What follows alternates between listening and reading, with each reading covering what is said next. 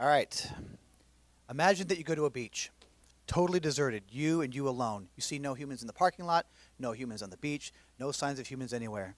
You walk along this beautiful deserted beach, and as you walk along the shore, you see some scratches in the sand. As you approach, you see that there are words written in the sand. To be or not to be? That is the question. Now, you see no humans around, like I said. Therefore, is it reasonable to assume that the waves wrote these words? Or perhaps a crab in its wanderings randomly scratched the pattern that formed this line from Shakespeare? Is that reasonable? Is it even possible? Well, I suppose nature could form perhaps a T or an H. A B is kind of a stretch. An E, unlikely. All right, let's say it could make one letter. Could it put two together that makes sense? Maybe an I and a T, but a B and an E? Be a four-letter word? Five-letter word? Because this word makes sense. It's not a random collection of lines. A letter is not a random collection of lines. It's a specific arrangement of lines. And a word is not a random collection of letters. It's a specific arrangement of a specific collection of lines. Well, how about a sentence? Even more specific, even more complicated. To be or not to be, that is the question. Could you get every letter right in every exact order with all the spaces and punctuation? Is that reasonable? What about a paragraph or a book? Only a fool would believe that a crab or the wind or the waves or a lightning striking a pool of slime could produce something like this. Why is that? It's just sand, just scratches on sand. Is it? If I take a shovel and scoop that sand into a bag and take it to the lab and dump it out on the scanning electron microscope and scan it with every system I've got, am I going to find words? Am I going to find that message? No. All I'm going to find is crystallized grains of sand.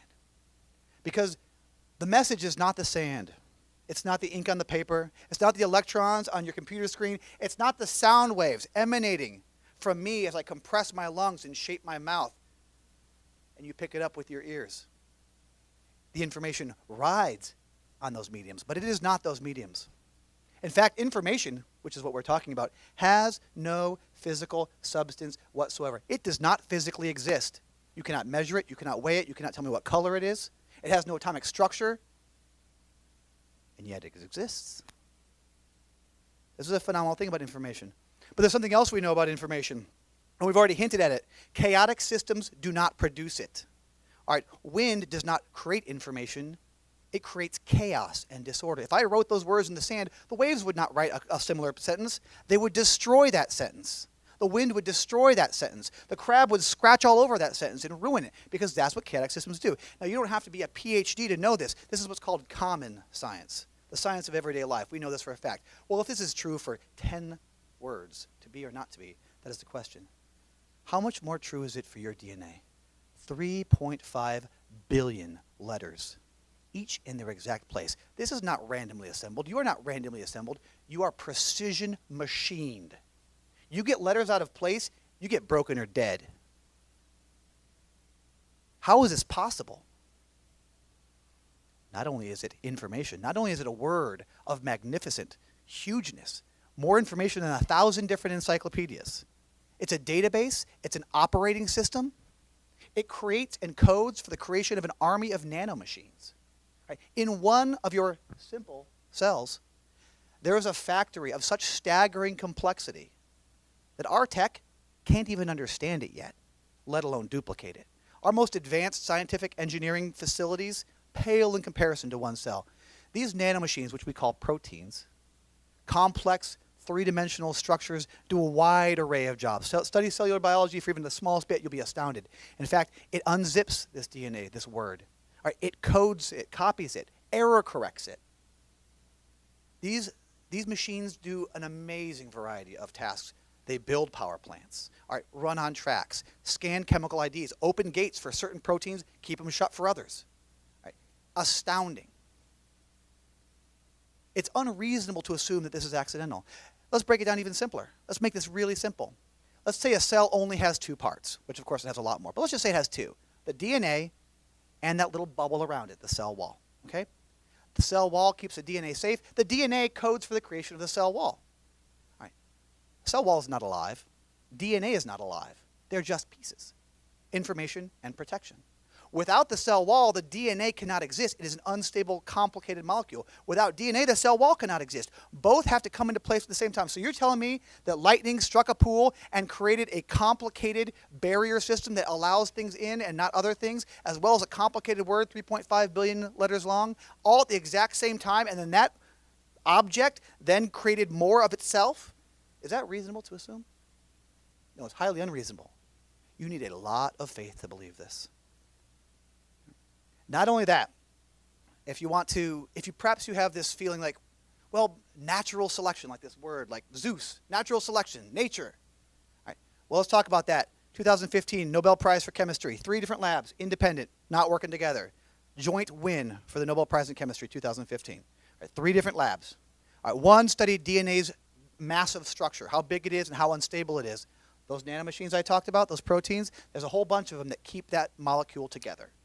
They fix it constantly repairing it, preventing mutations caused by breakdown. Another lab found that there was a team of proteins correcting it from solar radiation. Remember that mutation that scientists always talk about? Oh, the mutation happens, and then you go from that one cell in the slime pool to humans over a period of time. Sure, mutations, right? No. Those 3-dimensional robots that we talked about, the nanomachines, they correct that too. They go down that DNA and say, oh, here's a mutation. That's no good. Get rid of that. Correct. All right, they do a better job than spell check.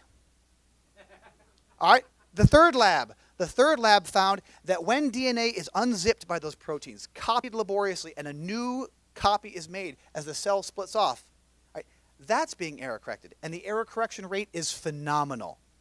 Right, so not only is it unreasonable to assume that the word was written in the first place by accident, it was written on purpose, because that's what information is, written on purpose.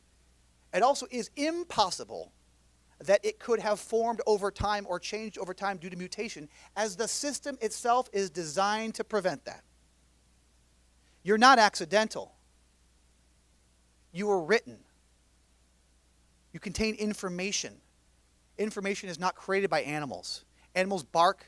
Animals howl. We go, ow, when we hit our head. We go, when we eat something delicious. That's not the kind of information we're talking about here. What I'm telling you is something that no animal has ever done. Shaped the contents of my mind into patterns of sound that your ears pick up, and now you have the contents of my mind in complicated structures. The infinite universe in here, which is not explainable by DNA, is now bigger based on what I've said. This is no accident. You are no accident. In the beginning was the Word. The Word was with God, and the Word was God. God said, let there be light. Information is what this universe is made from. And it's what you're made from. And there's no other reasonable explanation.